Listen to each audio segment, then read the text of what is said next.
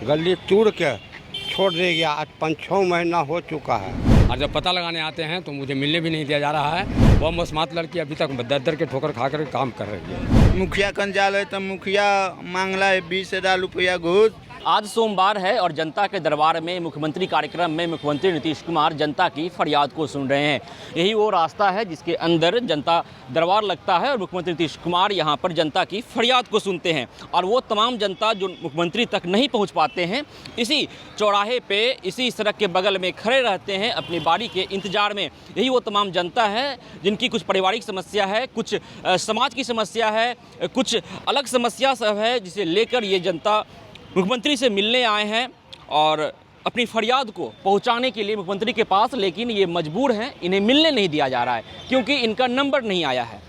क्या मामला है आपका? मेरा है मीठापुर वार्ड नंबर 19 में वार्ड पार्षद के द्वारा शारदा देवी के पति टिंकू राज ने गली तोड़ के छोड़ दे गया। आज 5-6 महीना हो चुका है। उसका कटौती करके कूड़ा किसी और के घर पर फेंक दिया गया। गली को तोड़ दिया गया और उससे किसी घर को भर दिया गया। हाँ, उस मीठापुर रामदास पट गली में कूड़ा उठा कर सब। कितना वार्ड नंबर है? Ward number 19। वार्ड पर कौन है वहाँ के? वार्ड शारदा देवी, उन्हीं के द्वारा किया गया है। उनका पति के द्वारा। अच्छा। टिंकू राज। आप लोग विरोध नहीं किए? विरोध किए हैं, कहीं के 2 रोज में हो जाएगा, समझे। उसको बाद नहीं हुआ सुनी तब हम पब्लिक के अपेक्षित करवा के हस्ताक्षर करा के सब चीज़ करके हमने मुख्यमंत्री जी के सचिवालय में दिए हैं। 22 तारीख के दिए हैं। 22 अगस्त को। हाँ, अभी तक सुनवाई नहीं हुई। सुनवाई नहीं हुई।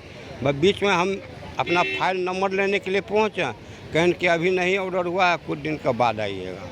तो देखिए कि वार्ड के द्वारा गली को, मोहल्ले की गली को तोड़ दिया जाता है और जब वहाँ के आम जनता, जागरूक जनता इसके खिलाफ आवाज़ बुलंद करते हैं, उनकी आवाज़ को भी रोक दिया जाता है और इसके खिलाफ अभी तक कोई कार्रवाई नहीं होती है। इसी फरियाद को लेकर नीतीश कुमार से ये मिलने आए हैं। तो ये फरियादी हैं और पहुँचे हैं जनता के दरबार में। क्या मामला है आपका? मैं जहानाबाद से आया हूँ। मेरी एक बहन बाढ़ डिस्ट्रिक्ट में बिहारी बिघा गाँव में और जिला पंडारक, थाना पंडारक में ब्याही हुई थी।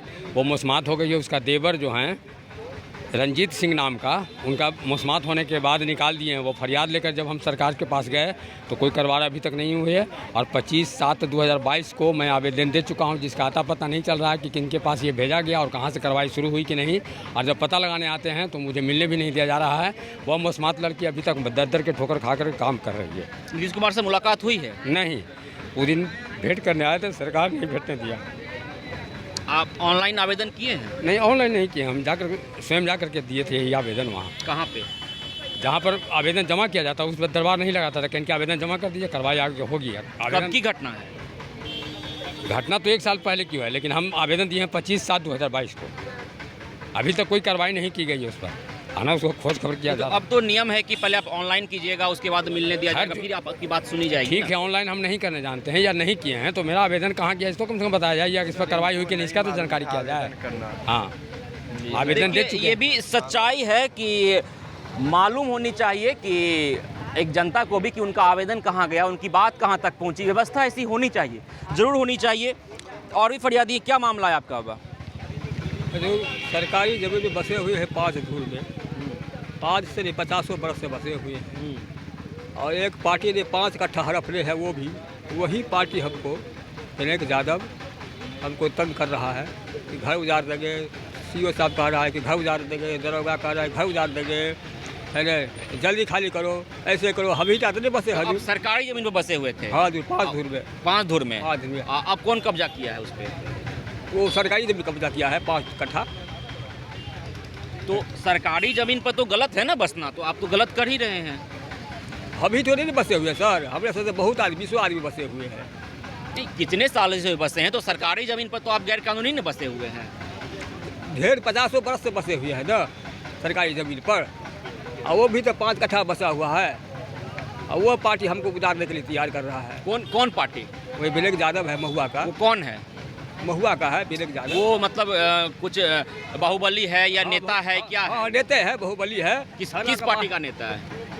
नेता उतारा है, दलाल है। किसका दलाल है? यही ज़मीन उमीन का। अच्छा, हाँ, सीओ साहब का बांध दिया हुआ है, थाना में बांधा हुआ है। वो भी सरकारी जमीन पे ही बसा हुआ है। हाँ हजूर, आप लोग को खाली करने बोल रहा है। बोल रहा है हजूर, तोड़ने के लिए जल्दी सीओ साहब कहा कि जल्दी हटाओ, जल्दी तोड़ देंगे तुमको, या अगला शहर के फिर कहाँ से बोले। तो आपने सीएम को नहीं बोला सीओ साहब को कि वो भी जो बोल रहे हैं वो भी तो उसी में फंसे हुए हैं? हाँ हजूर, अहिरा कह लिया, स्पष्ट कह लिया हम तो एक पर सब कमाल से हजूर। कहाँ का ये कहाँ घर हुआ आपका? हमका निर्मली हुआ, सुपौल जिला। सुपौल? हाँ निर्मली। यानी रुपया लेकर सारा काम हो रहा है? हाँ मालिक, हाँ वह बात है, वहीं पर काम क्या रहल चलेगा पहले। तो देखिए मामला यूँ है कि यहाँ की व्यवस्था बिहार की इस तरह है कि सारा काम रुपयों पर होता है। अगर आप रुपया दे दिए तो गैर कानूनी काम भी कानूनी हो जाता है। सरकारी ज़मीन पर बसना तो गैर कानूनी है ही, लेकिन ये लगातार कई सालों से 50-60 सालों से जैसा कहना है कि उसी सरकारी ज़मीन पे ये लोग लगभग 20 घर यानी 20 परिवार बसे हुए हैं। और अब उसी सरकारी ज़मीन पर किसी कोने में एक और बाहुबली किस्म के इंसान बसे हुए हैं जिनके द्वारा दबाव बनाया जा रहा है इन लोगों को कि आप खाली करो। और उस प्रखंड के सीओ भी उसी दलाल के साथ हैं। इन जनता का कहना है कि वो सीओ रुपया लेते हैं और तब रहने देते हैं, रुपया नहीं दीजिएगा तो आपको खाली करने का आपके ऊपर दबाव बनाया जाएगा। और बाहुबली हैं, उनकी दबाव में हम लोग आ जाते हैं। क्या कर सकती है यह जनता, क्योंकि इनके पास ना पावर है बाहुबली किस्म का, ना ही इनके पास रुपया है उतना कि ये सीओ साहब की झोली भर सके। और अब ये मुख्यमंत्री नीतीश कुमार से मिलने पहुंचे हैं। नीतीश कुमार से मुलाकात हुई है? पहले बार आए हैं, पहले बार। पुलिस सब नहीं जाए दे रहा। क्या क्या बोले? पुलिस सब सल जा रहे हैं नीतीश कुमार सल से मिलने, तो नहीं जाए देला है पुलिस सब, मार के बेगारा है कि आज नहीं मिलना है, जाइए। आइए, हम आए हैं वैशाली जिला से, सल इंदिरा आवास नहीं देला है, पास नहीं होला है। सल मुखिया कन जा रहे तो मुखिया मांगला है 20,000 रुपया घूस, कहाँ से दे गरीब आदमी। देखिए एक और मामला वैशाली जिले का है कि ये मिलने मुख्यमंत्री नीतीश कुमार से आए हैं कि इनका इंदिरा आवास नहीं मिला है। और क्यों नहीं मिला है? क्योंकि मुखिया के द्वारा आवंटित होता है, सचिव के द्वारा आवंटित होता है और मुखिया के द्वारा घूस मांगा जा रहा है, रुपया मांगा जा रहा है कि अगर आप 20,000 रुपया दीजिएगा तो आपको इंदिरा आवास का रुपया आपके अकाउंट में जाएगा।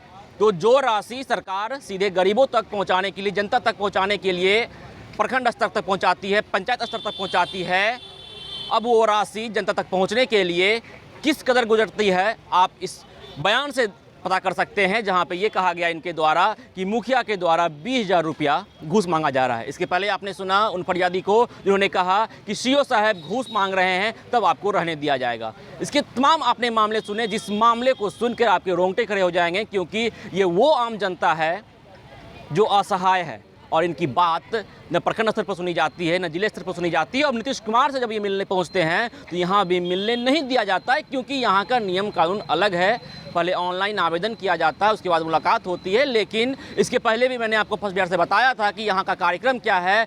जो गरीब जनता, जो असहज अशिक्षित जनता सही से सिग्नेचर नहीं कर पाती है, वो इस तरह ऑनलाइन प्रक्रिया को कैसे समझ पाएगी और कैसे आवेदन कर पाएगी? तो जाहिर सी बात है उसे मिलने नहीं दिया जाएगा। लेकिन ज़रूरत है इस परिपाटी में कुछ सुधार की, कुछ ऐसी व्यवस्था करने की जिससे ये असहाय, ये गरीब, ये अशिक्षित जनता भी मुख्यमंत्री नीतीश कुमार तक अपनी फरियाद को लेकर पहुंच सके। तमाम अपडेट के लिए जुड़े रहें फर्स्ट बिहार के साथ। मैं तो आपके साथ विजित आनंद, फर्स्ट बिहार, पटना।